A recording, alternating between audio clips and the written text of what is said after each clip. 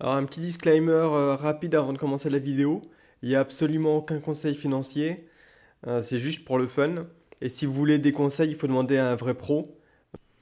Alors un petit sujet que j'aime bien quand même, c'est, bon, j'en parle tout le temps, hein, la défense slash guerre. Alors bon, des nouveaux missiles qui tirent des missiles, des bateaux qui tirent des missiles. Ça c'est la même chose en français. Et en mer de Chine, toujours les mêmes tensions avec la Chine qui dégage des vaisseaux américains et l'Amérique qui dit bon bah ok bon on envoie des plus gros vaisseaux. Voilà. Donc toujours pareil. Celui-là on l'a déjà vu aussi juste avant, c'est toujours pareil, c'est un bateau autonome qui tire des missiles. C'est marrant parce qu'ils sont tous autonomes. Ça c'est quand même une tendance, hein. Il y a plus d'humains et donc c'est la guerre propre en quelque sorte, hein. T'as plus de morts quoi. Donc ça, moi j'ai du Xar. Euh, bon, le problème c'est qu'il avait quand même bien dumpé hein, avec le Deep là. J'en ai pas, je crois que j'en ai pas racheté ou alors très peu avec le Deep, ce qui est dommage quoi. Mais bon, on est quand même à des bons niveaux quoi, même par rapport aux années d'avant. Surtout que j'ai dû commencer à acheter ça en 2016, donc ouais, ça a une belle montée. Même si on avait acheté ça l'an dernier, allez, au milieu de l'année, donc c'était pendant le dip, mais quand ça commençait à remonter, on était à 40%, quoi. Et si on avait acheté ça au pic avant le crash, 6%, ouais, c'est pas terrible, ouais. Mais bon, moi je suis quand même plutôt positif là-dessus sur le long terme. Euh, du coup, s'il y a un autre dip, peut-être je reprendrai. La secrétaire au Trésor américaine qui dit au G7, faut go big. Donc en gros, faut y aller les gars, faut imprimer, hein. Donc de toute façon, que ce soit les US, l'Europe, le Japon, tout le monde va imprimer à fond. Euh, alors l'Union européenne qui a diminué la prévision de croissance pour 2021. Bah ouais, forcément. En fait, quand tu arrives à la date butoir, t'es obligé de dire, bon, en fait, on s'est un peu trompé. L'an dernier, quand on avait prévu, au final, ça sera pas si bien que ça. Mais vous inquiétez pas, l'année d'après, ça va exploser, ça sera nickel. Et bon, je peux vous dire, on aura le même article dans un an, disant, abaisse sa prévision pour 2022, mais en 2023, ça repart, quoi. Du coup, c'est bien joli tout ça d'imprimer de partout, mais il faut quand même trouver l'argent, enfin rembourser la dette, comme on dit. Ça, j'avais déjà parlé de Bayrou qui dit faut taxer les riches. C'est toujours ce que je dis. Faut taxer en priorité les riches, les proprios. C'est ceux sur que tu peux taper et la masse populaire sera OK avec. Autre option, une réforme de retraite sera nécessaire. Je peux vous la faire en live, hein. Oubliez, il n'y a plus de retraite. Et l'argent qui avait de côté pour la retraite, on s'en sert pour payer la dette. Et bah après, pour les gens qui veulent la retraite, démerdez-vous, quoi. Un peu comme aux US, quoi. Donc voilà, désolé pour le spoil. Alors, à la Banque Centrale Européenne qui achète. Alors là, par contre, ouais, c'est chèque en blanc, hein. Dès que tu dis que c'est pour le climat, chèque en blanc, hein. Donc tu peux tout faire passer là-dessus.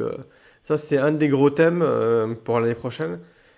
J'ai quelques ETF là-dessus, mais je les ai pas sortis pour cette vidéo. J'essaierai d'y repenser, mais ouais, ça, même aux US, hein, c'est pareil, hein. Tout ce qui est climat, ça va bien pomper, hein. Que ce soit la Fed ou la Banque Centrale Européenne, ça va injecter dessus sans problème. C'est chèque en blanc, il n'y a pas de limite. Alors aux US, la dette qui explose, bon, ça c'est classique, hein, j'ai envie de dire.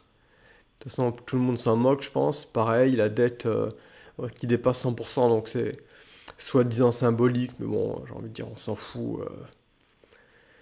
Va falloir imprimer encore plus, il y aura une bonne inflation et ça sera payé par l'inflation, hein. Ok, ça on s'en fout. Ah ouais, ouais, donc ça m'a fait marrer.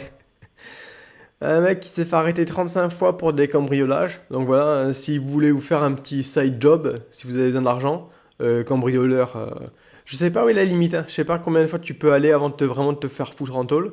Mais voilà, ça peut être un moyen de se faire de l'argent de côté. Alors, on parlait des taxes.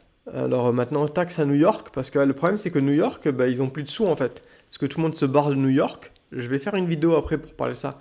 Mais tout le monde se barre de New York, du coup il n'y a plus de revenus. Et du coup, alors quand tu n'as plus de revenus, tu as une solution qui est de dépenser moins, mais alors ça, le gouvernement ne le fait jamais. L'autre solution, c'est d'augmenter les recettes, quoi. Donc d'augmenter les taxes pour eux, hein. Donc voilà, ils veulent augmenter les taxes à New York. Et étrangement, qu'est-ce qui se passe? On a Wall Street qui dit, bah nous on va se barrer de New York hein, si ça continue, hein, s'ils continuent à créer des taxes comme ça.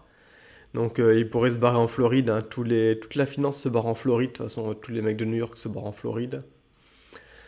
Encore New York, Andrew Yang je crois qu'il veut devenir, il se présente en tant que maire à New York. Lui, il est fan du revenu universel, donc 1000 $ par mois pour tout le monde.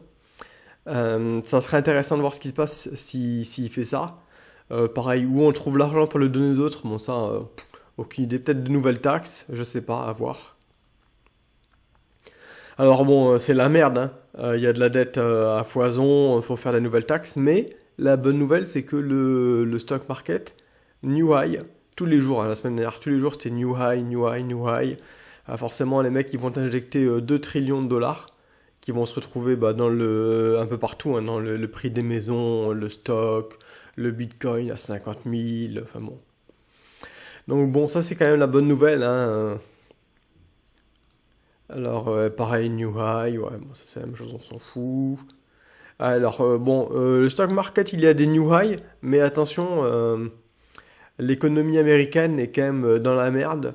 Pour les mois qui arrivent, il va falloir faire très très attention. Alors ça se traduit par, il va falloir imprimer encore un peu plus, hein.